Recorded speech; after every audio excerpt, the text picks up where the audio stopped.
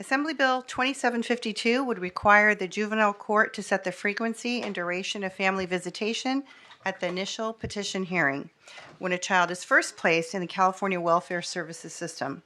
At subsequent hearings, the bill requires a court to order unsupervised family visits unless the court finds that unsupervised visitation will harm the physical or emotional health of a child.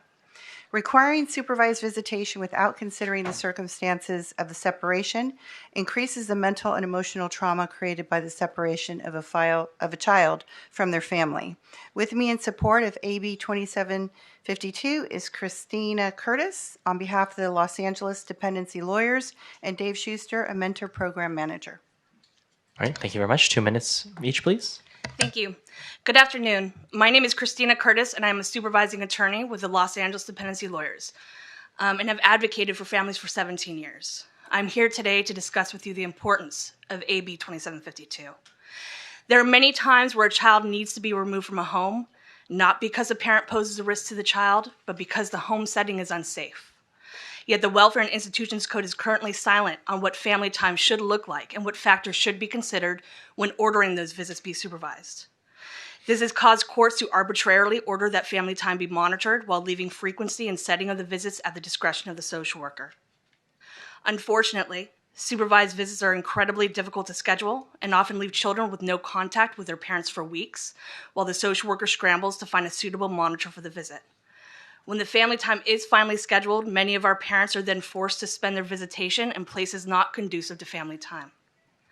It's important to remember that family separation is the most devastating thing that a family can go through. Family time provides a crucial opportunity for young children in foster care and their parents to have meaningful interactions that could form and repair positive, healthy relationships. The goal of family time is to permit the child and parent to keep the other a living presence in their lives, to support the attachment relationship, and to improve the parent's responsiveness to the child's needs. Yet, this is a hard goal to achieve when family time is scheduled one time a week in a social worker's office. In 2020, the U.S. Department of Health and Human Services Administration on Children, Youth, and Families published official guidance stating that it should be presumed that family time should be unsupervised, absent, and identified present danger of harm.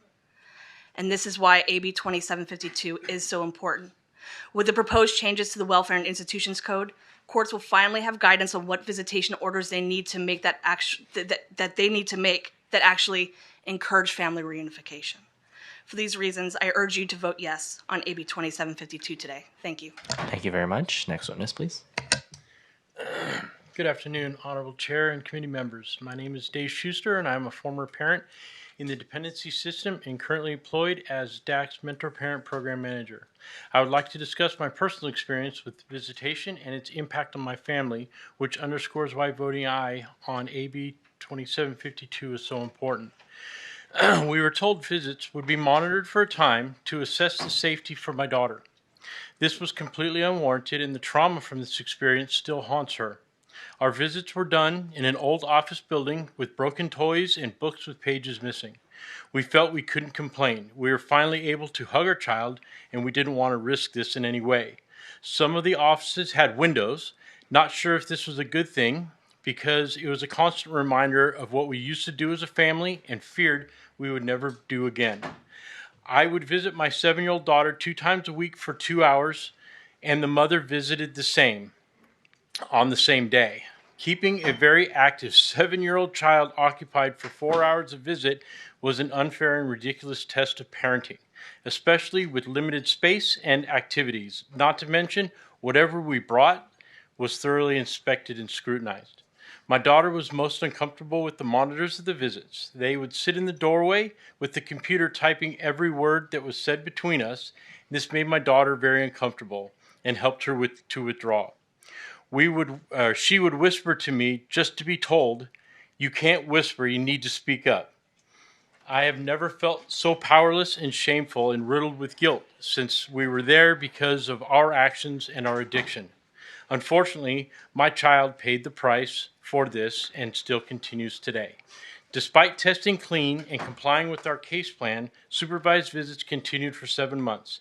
At any point, my parents, whom my daughter was placed with, could have supervised her visits in their home or in a nearby park. These suggestions were always disregarded and told by the department, it's not yet time. Let's change that. Vote aye on AB 2752 and protect the child's right to family time.